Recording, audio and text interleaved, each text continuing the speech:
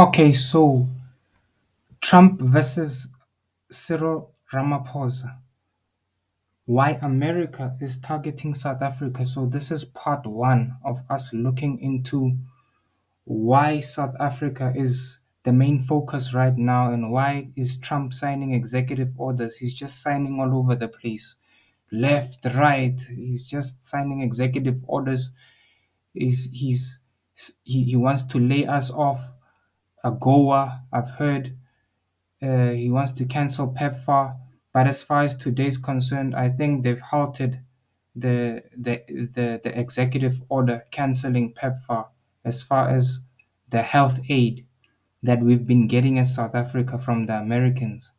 So a lot of people are wondering why is this undermined country of mine, South Africa? Why is America all of a sudden attacking South Africa? Why? Why Elon Musk? Why Trump all of a sudden are so interested in targeting South Africa? So today we're going to be looking at, as part of part one of this study, I've made 7 reasons of possible reasons why Trump is targeting South Africa. So, well, today we're going to be looking at the importance of SA, the importance of South Africa as a geopolitical and global South trade entity of the current world.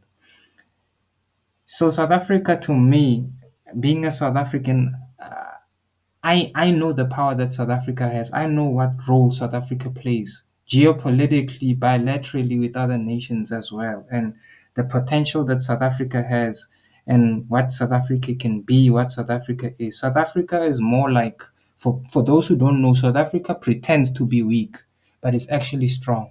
That is one of the strategies, I think, as far as intelligence is concerned, that could actually be a strategy that's, you understand, like undergoing. I mean, Sun Tzu said, if your enemy is far, make them look like they're close. And if your enemy is close, make them look like they're far. If your enemy thinks that you're weak, make him look like he's strong. If your enemy thinks you're strong, make them look like you are weak. So I think we're playing the Sun Tzu card as South Africa, that basically for the past 30 years, people never thought that a black nation like SA that just assumed political power 30 years ago would actually get this far. As far as development, as far as its place in the world, in Africa, as far as it making its mark as a stable nation, because South Africa is a stable nation. So let's look at some of the concepts, some of the learning outcomes. We're going to be looking at location. South Africa is strategically located in the world. Economy, so the South African economy, its minerals and its economic potential and its foothold in Africa. And obviously, bilaterally with other nations. Bilateral relations, obviously, we'll look at the relationships that South Africa has built, maybe since Nelson Mandela, maybe since as far back as Umkhonto weSizwe, the Chris Hani, and the movement, the Black Consciousness movement, the militarized ANC movement, Umkhonto weSizwe, and South Africa's intellectual contributions as far as bilaterally connecting with other nations. So the first one is the gateway to Africa. So South Africa is one of the most developed countries in Africa. Everyone knows that. Infrastructure wise, it is. Telecommunications wise, it is. So this makes it an entry point for global businesses. I mean, a lot of American companies need South Africa to be able to operate not just in Africa, but also in the Eastern Hemisphere. So they basically plant themselves in South Africa as South Africa has positioned itself as a gateway. And then from then on, they spread into Africa. An example could be China and other tech companies as well. I would say, yes, the JSE is predominantly made of corporations that still operate across Africa. I think Nigeria as well, MTN and ShopRite.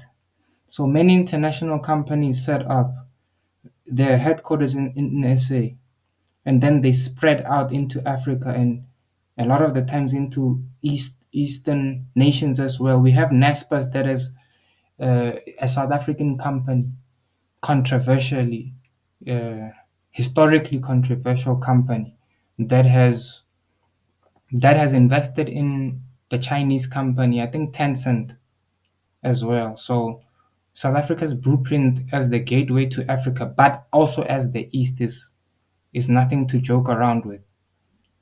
So that's the first reason. The second reason why South Africa is a country not to be effed with is South Africa is rich in natural resources, especially this resource, platinum. Let me just highlight platinum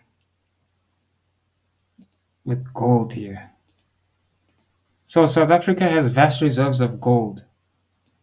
So South Africa does hold a lot of gold underground, under our feet. There's a lot of gold that still has to be obviously excavated and beneficiated as well. South Africa's got a lot of gold under its feet. South Africa is the number one platinum supplier globally. And I'm gonna make a video also about platinum and its role in data storage and artificial intelligence.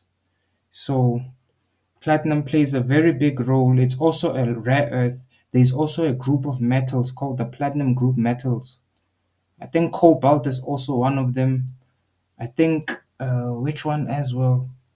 Chromite or something like that. But there are a bunch of metals associated with platinum that are needed for this current AI uh, smartphone and economy that we're in. Diamonds as well are spewing out of her belly as well, and coal.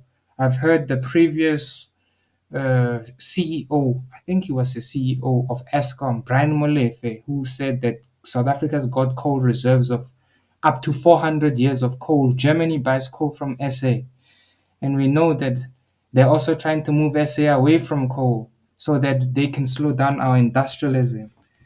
So just shows you how our resources are key to Western nations, and it makes us a force. So we are one of the largest producers of valuable resources, and we are still a big deal in mining commodities. The third thing I think is strong trade routes. South Africa, I think Naledi Pandor on the SABC once said that South Africa has strong trade routes. I mean, we do have the two oceans, the Atlantic and Indian Oceans, one on that side and one on the other side. So for corporations or countries to be able to trade between Africa, Middle East, Asia, and Latin America and Central America and the upper northern Americas, usually the best route is through South Africa, which is through the two oceans. So South Africa plays a very crucial role as far as the ports that are needed as well for global trade. So it wouldn't be a wise decision for the Americans to sanction us now. So the trade ports, I mean the trade routes and our ports, especially the Durban port, extremely important. Understand, as it says on my notes here, shipping goods between Europe, Asia, and Americas. Yeah, BRICS membership. Let me not forget. So BRICS is Brazil, Russia, India, China, and South Africa. Is more like a, how can I say it? It's the Eastern version of what they call NATO. Basically, it's almost like a stockfile for my South Africans who know what a stockfile is, of countries that came together with the initiative and the mandate of expanding trade between themselves and achieving economic dependence, but mostly sovereignty, to be able to dictate uh, their futures as sovereign states, and to also be able to, how can I say this?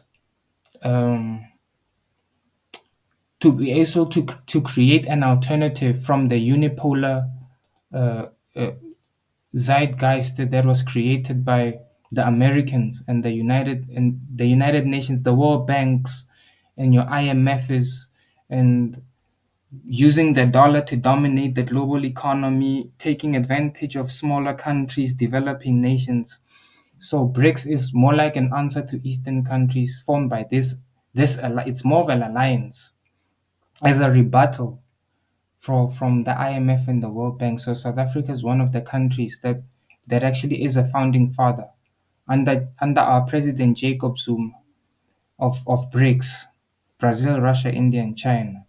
So I think this is gonna play on the next note that I wrote. So this allows this allows us to have strong economic and political ties. We are actually building on stronger ties that we've had since apartheid as South Africa. Most importantly, as if I can say, indigenous Black South Africans, which is important to for us because we currently don't really control or own a lion's share of the South African economy. Bilateral relations and forming alliances like BRICS helps us to be able to make decisions in our government and not be ostracized or not be coerced or bullied, for example, by other powers or people from other races, for example, who might or want to assert their will on us or their exploitative ambitions on us. So BRICS becomes important for us to have relationships outside of SA. It plays into economy, and also maybe it could merge into a more military alliance. So I know China and Russia have some kind of a military agreement. So BRICS is extremely important. BRICS has also formed the NDB, the National Development Bank, which is extremely crucial for global trade amongst G20 countries.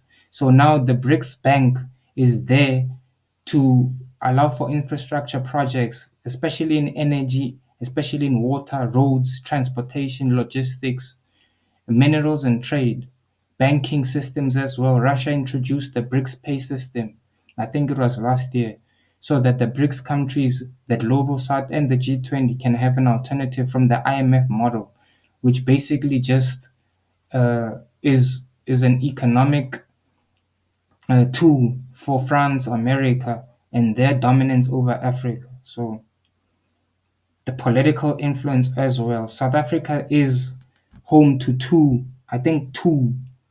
Nobel Peace laureates, Nelson Mandela, Desmond Tutu. And South Africa does have political influence. Uh, South Africa's government, even right now with the ANC, to be really honest, as much as we give them flag as Black South Africans, but the ANC, they they do have political influence. They do have global clout as far as them being able to foster relations between nations, uh, being involved in ending conflicts on the continent, like we saw our president Thabo Mbeki once ended conflicts that were happening. I think it was mostly in the Sahelian region, in the West African region. We saw Cyril Ramaphosa once being the AU president and fostering more relationships in that region and stability there. We've seen what else? Naledi Pandor was spearheading as the Minister of International Relations. He spearheaded the case for the ICJ at the ICJ International Criminal Court of Justice for South Africa standing up to against the genocide perpetrated against the Palestinians, obviously in Gaza. So South Africa does have political influence. Countries trust South Africa. South Africa does build good leaders as a nation. Whether or not they're perfect, that's open for speculation, but you can't deny that South Africa is an active role in African politics and organizations like the United Nations African Union and the World Trade Organization. You understand? South Africa does assume a voice for Africa and speaks for Africa, like we've done in the last BRICS summit that we hosted. So South Africa does advocate for the African Union and Africa's place in the world as far as the future is concerned. So the next thing is the diverse economy. South Africa, obviously, we have diverse cultures in our economy, and South Africa also has diverse nationalities in its country, of which it exploits. talent from across Africa to build itself. I think that is also a strong point for South Africa. It milks the best from other nations on the African continent. You understand? So South Africa has a well-developed economy in sectors like finance, manufacturing, agriculture, and tourism. And obviously, to be able to be one of the biggest trade partners or trade nation to Africa, I think outside of China, South Africa trades more with African countries outside of China.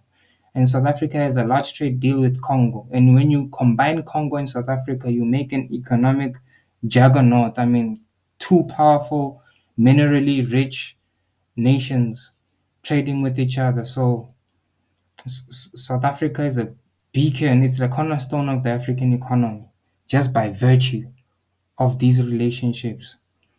So energy and infrastructure, obviously South Africa's got adequately developed ports and roads and energy supply. Eskom, which Eskom still supplies energy across Africa. I think in the SADC region it does. Our financial, before I forget the diverse economy in finance, let me highlight this. Our financial industry is one of the most developed in the world. You can literally do anything on your smartphone app, on your banking app in SA that in most countries, maybe not even in Switzerland, you can do. Energy and infrastructure. South Africa has a key role in roads and energy supply, obviously, making it a key hub. There are infrastructure projects. The president announced last year South Africa was going to become a construction site. And the tender system in South Africa, yes, it might be controversial, but government public works system is producing adequate infrastructure so that South Africa can be able to industrialize itself, even though industrialism is extremely slow in South Africa. But as far as Africa is concerned, South Africa is a key hub for trade and investment, and it does have advanced infrastructure uh, that that that it has built. I mean, our stadiums. I think the World Cup helped us to build the infrastructure that we now have, as far as roads and the small economic zones that we have. And basically, yes. So in a nutshell, that's part one. Let's see. Welcome to the channel. Don't forget to subscribe and like. I'll be going through part two of AGOA Neledi Pando's rebuttal to the sanctions and the threats made by the US and the G20, the EU, and so forth and so forth. So I think this, in a nutshell, yeah, this is why South Africa is important geopolitically and why America targets South Africa, mostly because also about its recent influence and its moving closer to de-dollarization by becoming assuming the G20 presidency, moving more independently. And obviously the Land Expropriation Act, proposed by the ANC government, our government. So South Africa could be, I mean, these things could also play the role. I mean, strategically trading and forming new alliances and America's uh, dying grip over global politics and South Africa's strength with the BRICS nations. So these are just some. I'm sorry, I'm all over the place, but these are just some aspects why South Africa is still an important nation and why a country like America wants to bully a country like South Africa. So part two coming up. Sharp, sharp.